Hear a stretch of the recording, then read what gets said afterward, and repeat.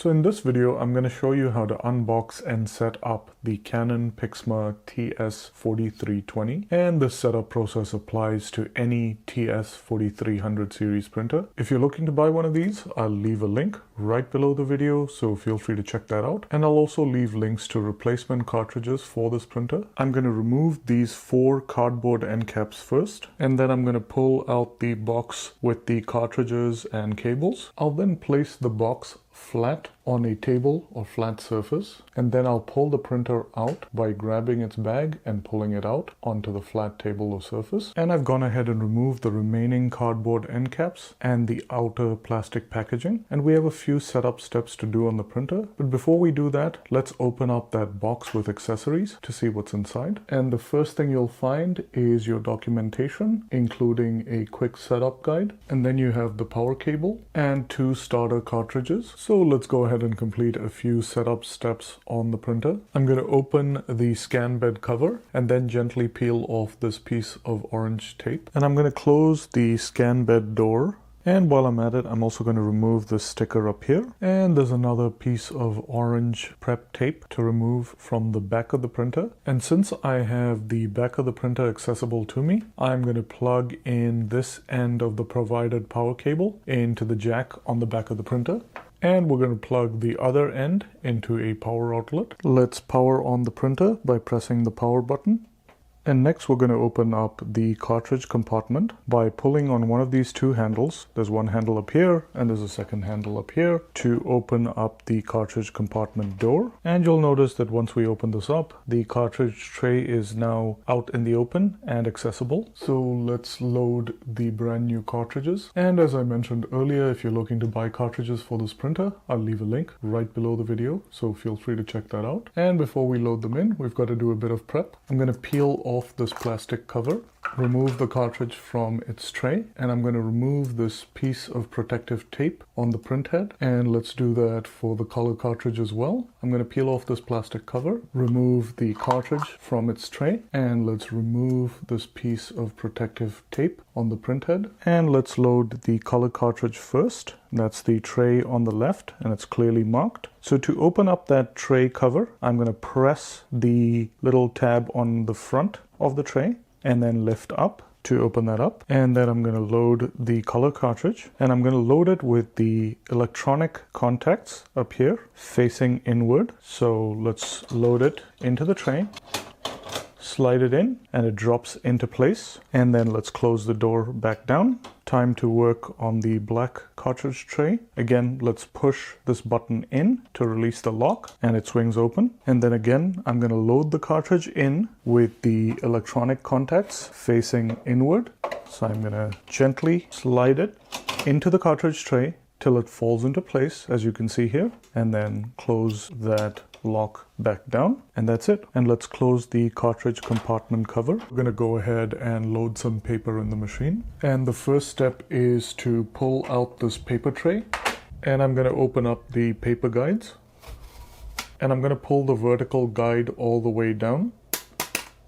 And then I'm going to insert paper into the paper tray, and then I'm going to insert the entire paper tray into the printer till it locks into place. And you'll notice that it has recognized the type of paper that's been loaded, or the size of paper that's been loaded. In my case, I've loaded letter size paper. And I'm going to go ahead and pull out and unfold the output paper tray. Now, a really important step when setting up this printer on a smartphone or a computer is, before you get started, you want to make sure the LED above that link button or smart link button is lit and is solidly lit before setting it up. And if it isn't, as you can see in this case, you want to press and hold that button for about 3 seconds till that LED lights up, and now you're ready to proceed to setting it up on a smartphone or computer. And we're going to do the rest of the setup using a smartphone. In my case, I'm using an iPhone, but the setup process on an Android device is pretty much identical. Now I'm going to go into my App Store. If you're using an Android device, you're going to go into your Play Store. Once I'm in the App Store, I'm going to search for Canon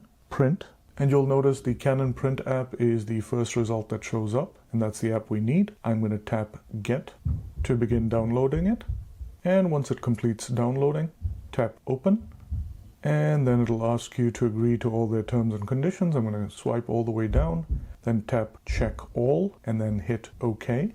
And then it asks you whether you'd like to allow Canon PRINT to track your activity across other companies' apps and websites. I have no idea why you would need an app to do that. So I'm going to say ask app not to track. And then it says, would you like to allow Canon PRINT to find devices on local networks? I'm going to say allow. And this brings us to the home page of the app.